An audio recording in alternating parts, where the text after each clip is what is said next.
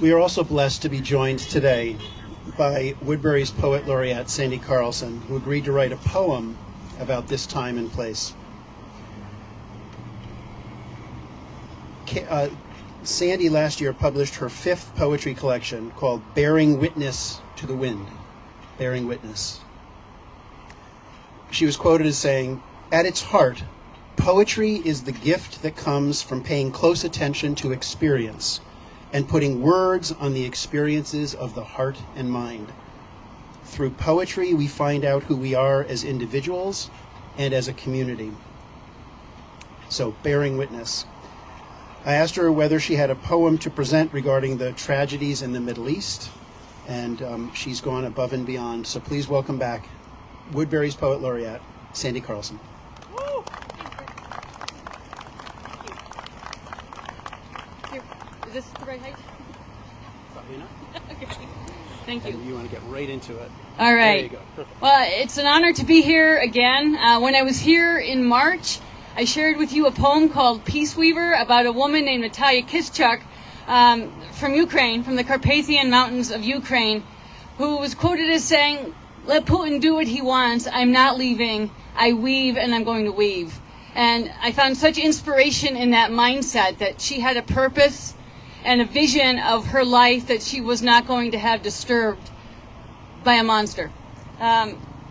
Since then, right, the world has grown more chaotic, and I have found myself turning to poetry to try to make sense of it. And often I refer to the Odyssey. Sometimes I go back to the Iliad. And what I realized reading the most recent headlines about what's happening in the Middle East and following the story, these are our stories too. Our foundational documents, our epic poems that form Western culture are full of children being slaughtered, women being taken hostage and raped, people behaving in devious ways, and on and on and on. It's the problem of human nature is not a new one. It takes different forms and comes in different languages, but it's ours. When Rick asked me to present today, I found myself going back just a couple centuries to a story that we probably all read in college called The Modest Proposal by Jonathan Swift. And he wrote that at a time when British colonialism, its vision was to rid Ireland of its population. And he wrote this satire and suggested that the landed gentry could simply eat the children to rid itself of the surplus population.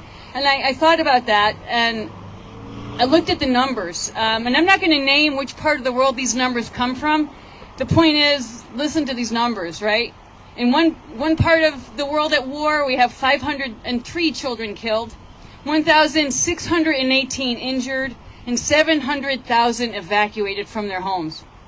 In another, we have 3,500 children killed, 6,800 reportedly injured, and over 400 killed or injured.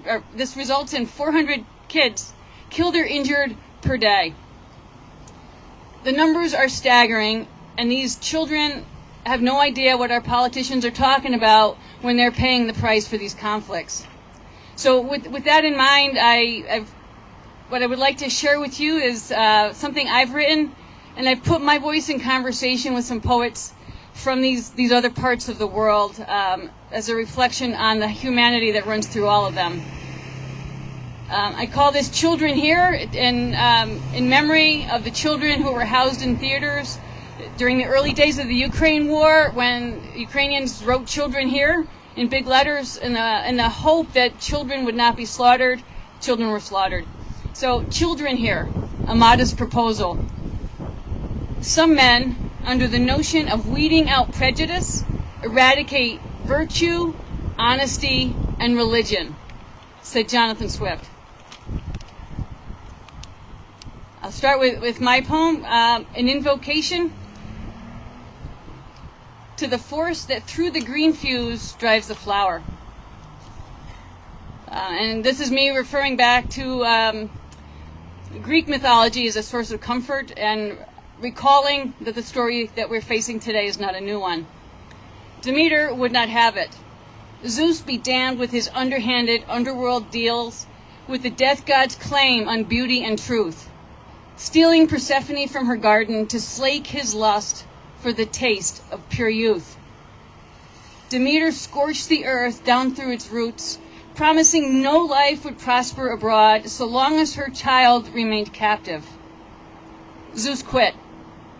Hades surrendered his hostage to Mother's wide-open arms. Life prevailed, though time felt the heat of each season's wrath, before Mother's love could correct time's path. Life thrives in love's vulnerability, nurtured in hearts that Mother's love sets free. This is a poem by Yehuda Amichai. He is an Israeli poet, and the poem is called "My Child is Fragrant with Peace." My child is fragrant with peace. When I lean over him, it's not just the scent of soap.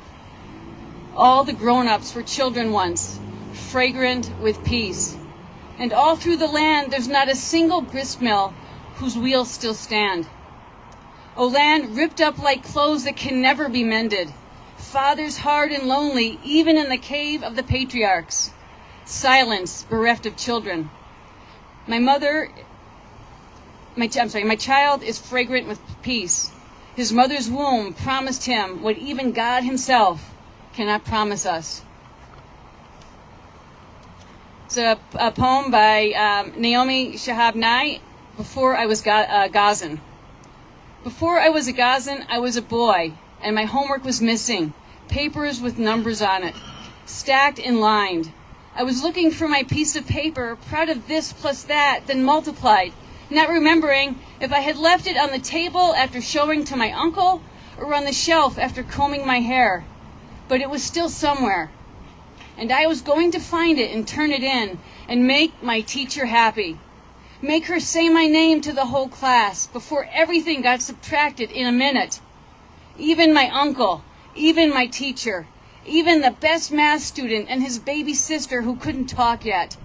And now I would do anything for a problem I could solve.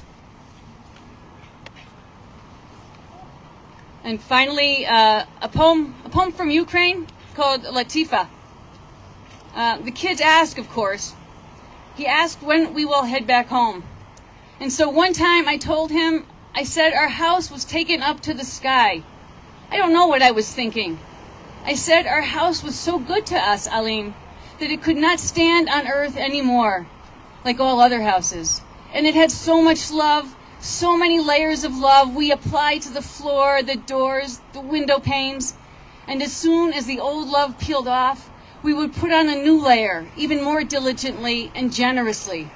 Even brighter white and red was the love we put on. Also, ivory-colored love, although Grandpa said that's not real love, just childish games. Because for love, a simple color should be enough. All of this I say to myself, and to the kid I say, you could see nothing but the sky from the windows now, and angels too. But there is no one home, because angels are not for the living to see.